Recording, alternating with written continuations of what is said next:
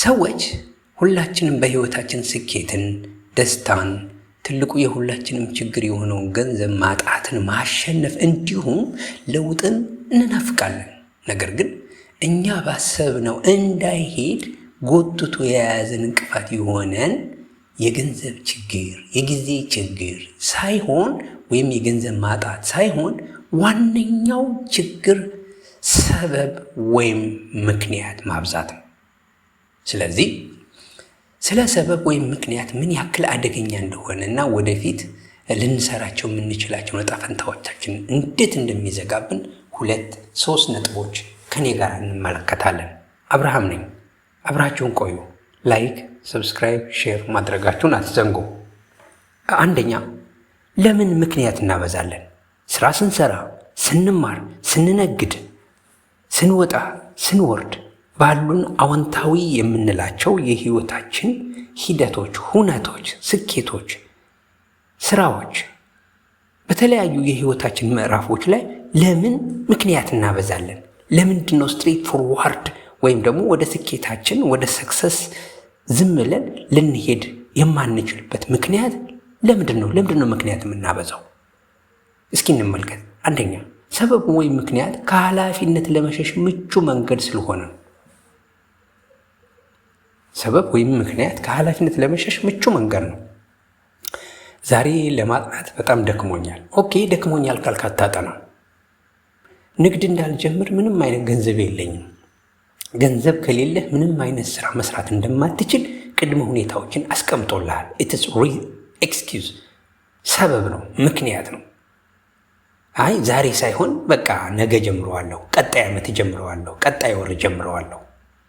ነገር ግን እውነታው ሰበብ እኛን የውሸት ምቾት ውስጥ ማቆየት ነው እንጂ እነኚህ ያስቀመጥናቸው ወይም የደረደርናቸው ምክንያቶች ወይም ሰበቦች ትክክለኛ የእኛ እንቅፋቶች ሆነው አይደለም። በሰበብ ወይም በምክንያት የምናጣቸው ወይም የምንከፍላቸው ብዙ ዋጋዎች አሉ። እስኪ 3ቱን እንመልከት። አጋጣሚዎችን እናጣለን። ሰበቦችን በምንደራደርበት ሰዓት ጊዜ ያመልጠናል። የጊዜ አጋጣሚ በጊዜ የምናጣውን ነገር በምንም አይነት ኮምፐንሴት ማድረግ አንችልም፣ ማካካስ አንችልም።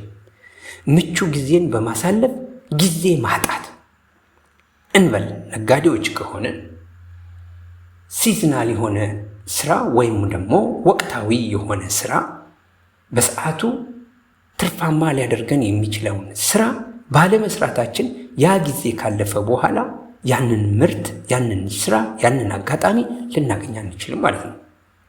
3ኛ፣ በራስ መተማመን ማጣት። ምክንያት እንግዲህ የሚያሳጣን ወይም የሚያስከፍሉን ዋጋዎች ማለት ነው። በራስ መተማመን ማጣት፣ በቃ እኔማ እንደዚህ ከሆንኩኝ ምን ቁም ነገር አለኝ ብሎ ራስን ለማጣት፣ ራስን ለችግር፣ ራስን ለተግዳሮት፣ ራስን ለጉስቁልና አሳልፎ መስጠት፣ በራስ ኮንፊደንስ ማጣት፣ ሰልፍ ኮንፊደንስ ማጣት፣ በራስ የመተማመን። አንድ ወቅት እኔ በጣም እቸገር ነበረ በእንደዚህ አይነት ጉዳይ እና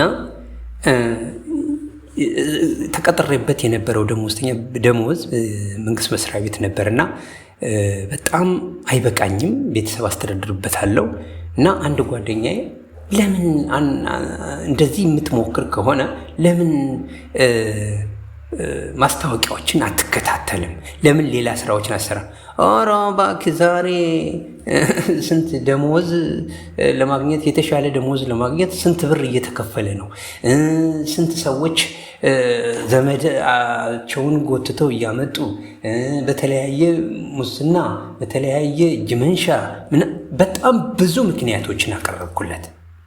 ነገር ግን ጓደኛዬ በጣም ጎበዝ ነበርና በጣም ነው የማመሰግነው በእውነት እስካሁን ጀስት ሂዝ ማይ ብራዘር ክሎዝድ ፍሬንዴ ነው። በጣም ነው የምወደው።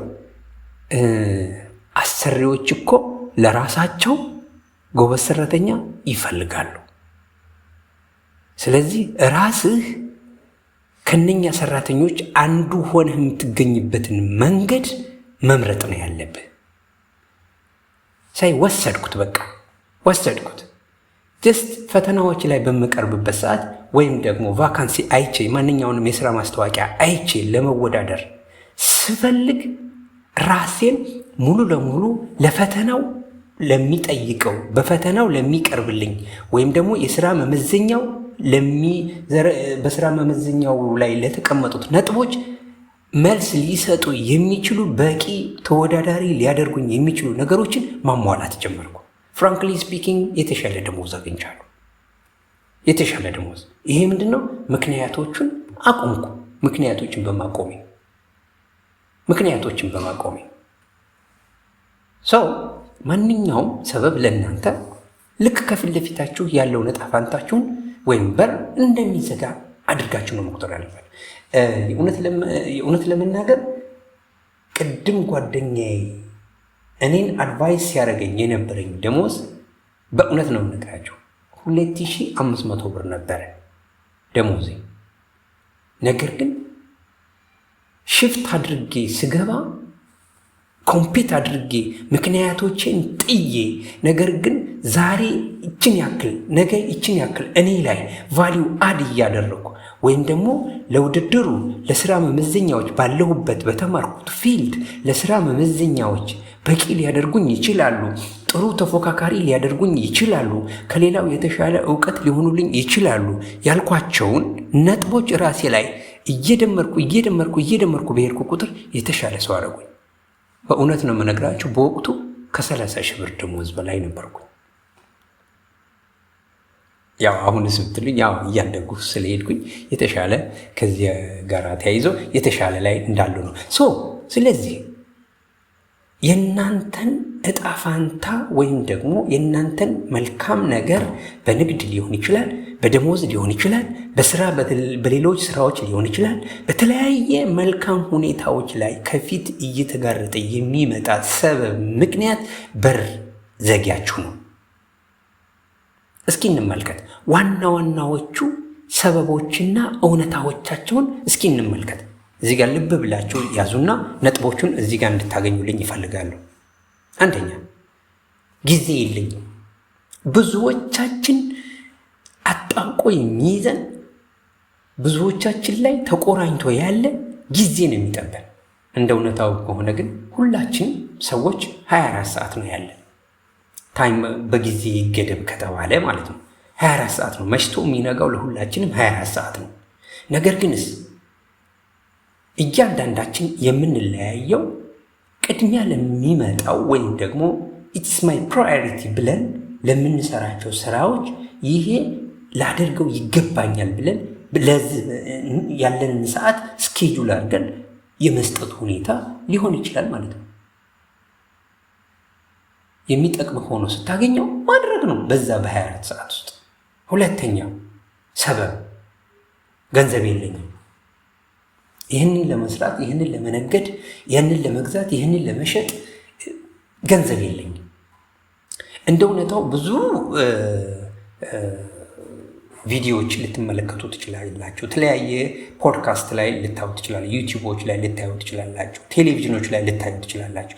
የብዙ ስኬታማ ሰዎች የውሸት አይደለም የሚነግሩን፣ የሙቀት አይደለም።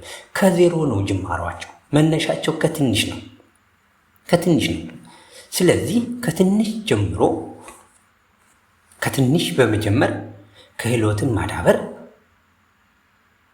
የተሻለ እንደምታደርገው ተሞክሮ እየወሰድክ ልምድ እየወሰድክ ቼንህን እያሰፋ ደንበኞችህን እያካበትክ እያበዛህ የምትሄድበት ነገር ገንዘብ የለኝም ሳይሆን ባለህ መንቀሳቀስ ወይም ደግሞ ገንዘብ የለኝም፣ አዎ ገንዘብ የለኝም፣ ገንዘብ የሌለው ሰው እንዴት ሊነግድ ይችላል ልትሉ ይችላል። ዋው ዛሬ እንደዚህ የሚባልበት ሁኔታዎች አይደለም። ብዙ ኦፖርቹኒቲዎች አሉ። ጀስት ሰርችት። ከአከፋፋይ ከሆልሴለሮች ወስደው መነገድ ይቻላል። ቁርኝታችሁን ወይም ደግሞ ጉድኝታችሁን ወይም ደግሞ ከጅምላ ነጋዴዎች ጋር የምትገናኙበትን መንገድ አንድ አይደለም፣ ሁለት አይደለም፣ 10 አይደለም፣ 20 አይደለም፣ 101,000 ስቴፕ መሄድ መቻል አለባችሁ። እነኛ ለእናንተ የስኬት በር መንገዶቻችሁ መሆናቸውን እወቁ። ሶስተኛ ነገ ጀምራለሁ። እውነታ ነው፣ ግን ነገ መቼም አይመጣም። ነገ ጀምራለሁ ብለህ የምትሰራ ከሆነ ያንተ ነገ መቼም አይመጣም። ዛሬ ላይ ከዘገየህ ነገንም ታዘገየዋለህ። ዛሬ ላይ እየጨከንክ ነገ ያላየኸውን ነገ ምን ያክል። ስለዚህ አሁኑ ጀምር ማለት ነው። በጣም አስቸጋሪ ነው። እውነታው ግን ማንኛውም ነገር ከባድ ይመስላል። ነገር ግን ስትጀምረውና ስትለማመደው እየቀለለ ይሄዳል። የተግባር ሰው እየሆንክ ስትሄድ እየቀለለ ይሄዳል ማለት ነው። ሰበብ ወይም ምክንያት እንዴት ልናቆም እንችላለን? እንግዲህ አሁን እስካሁን ያየነው ሰበቦቻችንን ነው። አሁን ግን ሰበብ ወይም ምክንያት እንዴት ልናቆም እንችላለን? አንደኛ ኃላፊነትን መውሰድ። ለራስህ እንዲህ ነው ብለህ ተናገር። የኔ ህይወት የኔ ኃላፊነት ነው። ለኔ ህይወት፣ ለአንተ ህይወት ማንም ኃላፊነት ሊወስድልህ እንደሌለ ለራስህ መንገር አለብህ። ሌላኛው ከትንሽ መጀመር አለብህ። ሁሉንም ነገር በአንድ ጊዜ ለማጠናቀቅ አትሞክር። በየቀኑ ትንሽ ትንሽ በማድረግ ወደ ውጤታማነት እነኚህ ትንንሽ ነገሮች ያመሩሃል ማለት ነው። የምታቆሙባቸው መንገዶች ናቸው እነኚህ ሰበቦችን የምትዘጋባቸው በሮች። ምክንያት ወይም ሰበብህን በመፍትሄ ቀይረው ወይም ተካው። ምክንያቶቻችሁና ሰበቦቻችሁን ታቆሙና በመፍትሄ አልችልም በማለት ፋንታ እንዴት ልስራው፣ እንዴት ባደርገው ይሆናል፣ ከነማ ጋር ልስራ፣ ስንት ሰዓት ላይ ልስራ። ሰዓትህን ምንድነው ፖስትፖንድ ሳታረግ በዚህ ሰዓት ይህንን ልስራ፣ በዚህ ሰዓት ይህንን ልስራ። ጀስት ምክንያት ወይም ሰበብህን በመፍትሄ መቀየር መቻል አለብን። የተሻለ የሚያደርጉ ልዩነቶች ላይ መስራት የተሻለ። ሌላው በዙሪያ ያሉ ጓደኞች የተግባር ሰዎች መሆኑ እንዲችሉ ማድረግ አለብን። አንተ የምትቀርበው የተግባር ሰዎችን ነው። ምክንያታም ሰዎች ወይም ደግሞ በሰበብ በአስባቡ ከመስራት ይልቅ አለመስራትን፣ ከማድረግ ይልቅ አለማድረግን ከሚሆኑ ሰዎች መራቅ መቻል አለበት። የአንተ ዙሪያ በተግባር የተሞሉ ሰዎች መሆን አለባቸው። ለምን? የነሱ ወደ አንተ እንዲጋባብህ ከፈለግ በተግባር ላይ የተመረኮዙ ሰዎች፣ ጎበዝ ነጋዴዎች፣ ጎበዝ ሰራተኞች፣ ጎበዝ ተማሪዎች፣ ጎበዝ አስተማሪዎች፣ ጎበዝ ሐኪሞች፣ ጎበዝ ባለሙያዎች ላይ መጎዳኘት ያስፈልጋል። ለምን? ከነሱ የምትወስደው ነገር ሊኖር ይገባል። ሌላው መጨረሻ ላይ ለትንንሽ ስኬቶች አድናቆት ይኖርህ። ዛሬ እኔ እኮ በቃ ምንም ከነሱ እኩል ላደርግ አልቻልኩም። ኖ፣ ያንተን ትንሿን አቺቭመንት አንተ አፕሪሼት ማድረግ አለብህ። አንተ ለራስህ ዋው ይህን ያክል ጀመርኩ፣ ነገ ደግሞ ይህን ያክል ላደርግ እችላለሁ። ከዚህ በኋላ በእንደዚህ አይነት ሁኔታ ብቀጥል እኔ የቱ ጋር ልደርስ እችላለሁ? ከሌሎች ካልጀመሩ አንተ ምን ያክል እየሄድክ እንደሆነ ማወቅ መቻል አለብህ። ስለዚህ ከዛሬ ጀምሮ ለራስህ ቃል ግባ። ምን ብለህ ነው ቃል የምትገባው? ሰበብ አላበዛም፣ ምክንያት አላበዛም። የትም ቢሆን ምን ያክልም ቢሆን መጀመር አለብኝ። ጀስት ስታርት ዱኢት ነው፣ መጀመር አለብህ። ባለህ ከዜሮ ፍሮም ደ ስክራች መጀመር አለብህ። የምትችለውን ያክል ደግሞ አድርግ። እነኚህን ቃል ግባ። ይህ ቪዲዮ ጠቃሚ ሆኖ ካገኛችሁት ለሌሎች እንዲደርስ ሰብስክራይብ፣ ላይክ፣ ሼር አድርጉ። አመሰግናለሁ። ባይ